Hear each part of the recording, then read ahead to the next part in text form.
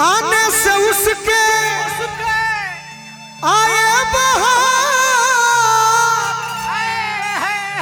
जाने से उसके अरे जाए बहार। बड़ी मस्तानी है मेरी दिलरुबा, बड़ी मस्तानी है मेरी दिलरुबा, बड़ी मस्तानी है। लय माने बर्तन, लय माने धुन यानी बर्तन। अभी इस बर्तन में हम क्या रखेंगे? एक लड़का हमारे साथ साथ इस कटिहार मिथिला का एक लड़का कहता है भोजपुरी भाषा में, क्या कहता है कि हमारा बेचैनी, हमारा बेचैनी बगाड़ी लड़े। अरे तोरा ही खाती, तोरा ही खाती के ओरिजिन गड़े। घूम घूम और चढ़ते ने तोर घुमाई वाला ड्यूटी नहीं बना। अरे कि चलो गोरी प्यार करी, चलो गोरी प्यार करी आज खोड़े खोड़े। चलो गोरी प्यार करी आज खोड़े खोड़े, चलो गोरी प्यार करी आज खोड़े खोड़े, चलो गोरी प्यार करी आज खोड़े खोड़े। हमारा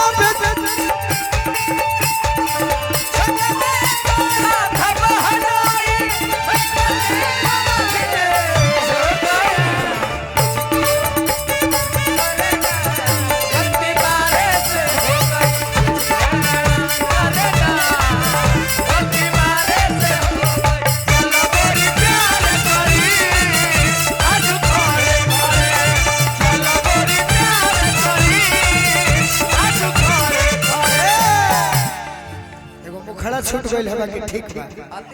सुनिए आपसे हम कहते हैं सपना जी कि धक धक करे जुमुर करे।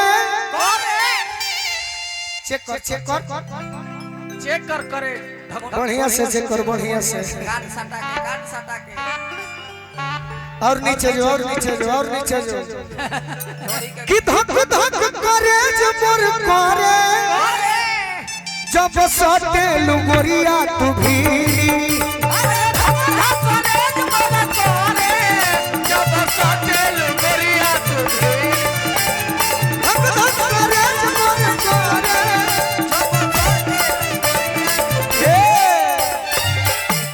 धक धक करेज मोर करे। जब सटे लुगोरिया तू एक बात मानो, जिस जगह पर हम आए हैं हम तो तुमसे रोज मिलते हैं, लेकिन हमारे सभी भाइयों का मन की बात हम जानते हैं। 20 मिनट खाती कोदा ई जवानी तू हमारा के फिरी। 20 मिनट खाती कोदा ई जवानी के हमारा फिरी। 20 मिनट खाती कोदा ई जवानी।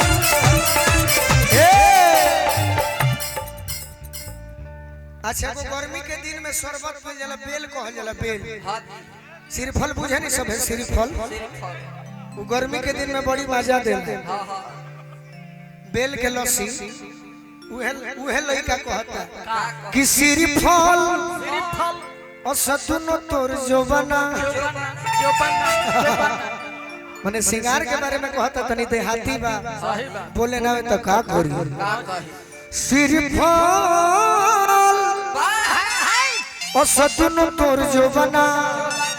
अरे गोरिया हो कोड़े कोड़े चलो गोरी प्यार करी आज खोड़े खोड़े।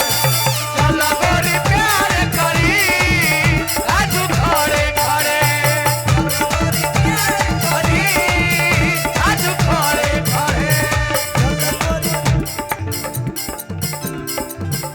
मारी धुन मारी मारी